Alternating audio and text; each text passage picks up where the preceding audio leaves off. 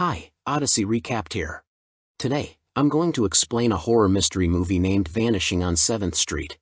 We're at a fancy movie theater in Detroit. Paul, a worker there, has a small flashlight on his helmet, like a miner.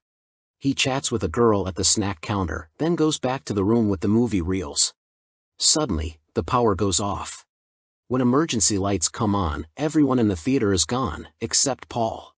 In the mall nearby, he meets another person who survived, but they vanish when their flashlight dies. Clothes, glasses, shoes, and stuff are left behind, but no one knows what happened to the people. Rosemary is using a flashlight to search through an empty hospital. No one responds when she calls for help. She hears faint sounds and goes to investigate. Under the emergency lights above an operating table, she sees a man who was in surgery when the lights went out. His chest is open, and it's clear he's awake now. Suddenly, the lights go out again, and before the emergency power comes on, the man vanishes. Luke wakes up with candles he lit for a romantic night with his girlfriend, Paige. The apartment is sunny. He notices Paige didn't return and goes to work, not realizing anything odd. Grabbing a newspaper in the building's foyer, he finds it's from yesterday. He only looks up when he steps on someone's glasses and left behind clothes. A plane crashes in the distance, causing a stir, but no one reacts. He rushes to his office, finding it empty. Hearing a noise, he enters the Action News editing room. The power goes out, and shadowy figures seem to approach him. 72 hours later, Luke dashes through the dark streets, clutching a flashlight and wearing smaller lights around his neck. He checks abandoned cars, hoping to find one that works. Tired, he rests in the last car. Hearing shouts, he locks the door. A man pleads to get in, his lighter running low. As the flame fades, he's taken by the darkness. Luke searches the man's clothes for supplies, then resumes his search. Unseen by Luke, a little girl with a pink flashlight quietly watches him. Luke discovers a truck with some power left, though it won't start. With a jump, he could get it going. Suddenly, he hears music and follows it to Sonny's, a bar with lights and power. Inside, like everywhere else, it's empty. He explores and finds a generator in the basement.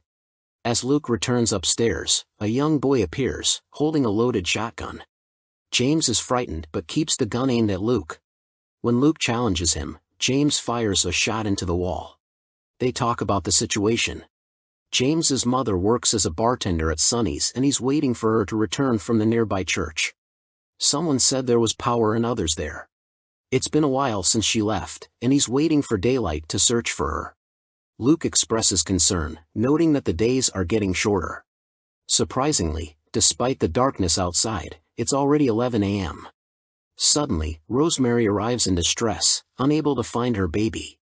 She explains that after leaving the hospital, she discovered her nanny and baby were gone like everyone else, but she suspects the baby's father took him. They are shouting outside. After debating, Luke takes a flashlight to check. He finds Paul at a solar-powered bus shelter, one of the city's new installations. Luke's flashlight dies as he prepares to bring Paul back to Sonny's. Despite this, he decides to go for it, grabbing Paul and running. The shadows nearly catch them, and Luke falls, hurting his ankle. Fortunately, Rosemary opens the bar door, flooding the street with enough light to keep the darkness away. Paul explains that his light went out, and he felt something hit him. He sensed being taken somewhere until his light turned back on, and he found himself on the street. He managed to drag himself to the bus shelter and called for help. Throughout the film, it becomes clear that they survived because they were illuminated when the power initially went out. Paul had his headlamp on, Rosemary was lighting her cigarette, and Luke had fallen asleep surrounded by several lit candles. As they argue about the phenomenon, Paul starts recounting the true story of the lost colony on Roanoke Island. According to Wikipedia, the Roanoke colony, established in the late 16th century by Queen Elizabeth I to create a permanent English settlement, thrived for years.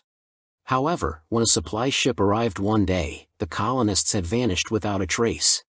Paul mentions that the word Croton was carved into a tree, which was the name of a Native American tribe the colonists clashed with during their stay on the island. He suggests that there may not be a clear reason for what happened, or perhaps it's because they angered someone or something, leading to a reset of sorts. Paul adds that the reason they're still present is merely because they are conscious of their existence. As the tension rises, the lights begin flickering, prompting everyone to inspect the generator. It's failing, and they realize they have limited time before it completely shuts down. They notice a locked door beside the generator, and James recalls being informed that it's where people go when things deteriorate, likely an old bomb shelter. Suddenly, Paul collapses, leading them to place him on the pool table and apply ice and cold cloths to his head. Aware of the failing generator, Luke is resolute about leaving the bar. He shares an unsettling experience from his time at the news studio, a live transmission from a Chicago reporter claiming to have heard his deceased brother calling out to him from the darkness. He warns that the shadowy figures can deceive them and advises everyone to trust only the light they hold. He urges anyone who can see his message to come to Chicago and find him. Luke proposes that they all head to Chicago, suggesting they push the truck he found to the bar and use the generator to give it the extra power it needs to start. However, Rosemary insists that Paul needs to go to the hospital, and she refuses to leave until she finds her baby. Despite James's reluctance to leave without his mom, Luke assures him they'll stop by the church on the way. After some persuasion, Rosemary eventually agrees to join them on the journey. Luke and Rosemary equip themselves with lights around their necks and bodies before setting off after the truck. Before leaving, Rosemary places a glow stick necklace around James's neck for visibility. Meanwhile, Paul, in considerable pain, requests James to turn the jukebox back on so he can listen to one last song. James complies and then heads to the bathroom to fetch a cold compress for Paul. During this time, the lights briefly go out for a couple of seconds. When the lights come back on, Paul remains on the pool table, but James doesn't respond when called. Concerned, Paul gets up to search for him, finding the bathroom empty. He notices the basement door is open and ventures down, discovering the bomb shelter door unlocked and open. Outside, Rosemary continues to recall memories of her lost daughter. Her flashlight suddenly flickers and goes out, despite having just replaced the batteries. Luke observes that apart from solar-powered energy, the remaining electricity seems to be dwindling and requires more power. They nearly reach the truck when all their lights extinguish. The darkness looms closer, but the little girl reappears. With her flashlight, she illuminates them, allowing them to reach the truck. Luke attempts to pursue the girl but falls due to his injured ankle. Rosemary turns on the car's lights, shielding them from the dark. They start pushing the truck back to Sonny's but realize they need more light. Back at the bar, Paul enters the shelter door, hearing James's voice calling from the other end. He follows the sound down a long corridor illuminated by round lights. Reaching the door at the end, he discovers it opens to a brick wall. Collapsing on the floor, he watches as the lights gradually go out one by one. As darkness envelopes him, it's revealed that he's still on the pool table upstairs. Just as Paul disappears, the lights flicker again, and it's shown that James, with his glowing necklace, is still in the bathroom. He returns with water for Paul, only to find his clothes left behind. Luke attempts to fashion a torch using a metal rod, cloth, and gas from a nearby vehicle. Rosemary warns that it will burn too quickly and suggests finding an alternative while they still have some light. They're near a methadone clinic where Rosemary used to be a patient, and she knows they have alcohol there. After locating the alcohol, they create the torch. Suddenly, Rosemary hears the sound of a crying baby. She drops her last glow stick and rushes towards the source. Luke follows, but it's too late. Rosemary reaches a baby stroller in a circle of bright light, only to find it empty. As she realizes this, the lights go out. Her empty clothes collapse to the ground, leaving Luke to watch helplessly. Luke successfully returns to Sonny's with the truck. He and James manage to connect it to the generator and start it up. They drive a short distance, and Luke gets out to move a car blocking their path.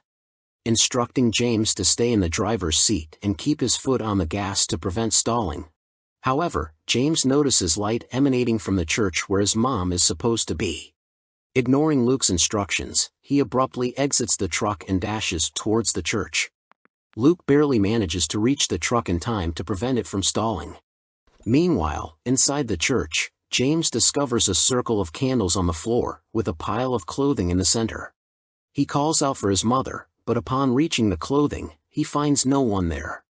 He hears his mother's voice beckoning him from the surrounding darkness. Though hesitant, James is compelled to stay near the candles as they begin to extinguish and shadows encroach. Luke, sensing danger, crashes the truck into the church, and the headlights push back the darkness once more. He rushes out to reach James. However, without anyone holding the gas, the truck dies, and the headlights fade. Caught in the middle, trying to pursue James, Luke is enveloped by the darkness and taken. James remains with the remaining candles, watching as they vanish one by one. In a repeated mantra, he declares, "I am James. I exist." As the sun rises, James awakens in the church, surrounded by unlit candles. The little girl, Brianna, approaches and explains that he's in her sanctuary. She reveals that the items he mistook for his mother's belongings actually belong to her. Together, James and Brianna depart from the church, encountering a horse feeding on apples along the way. They decide to leave Detroit, riding the horse toward the outskirts as night falls. Make sure you subscribe and turn on the notifications so you can watch more videos like this. Thanks for watching.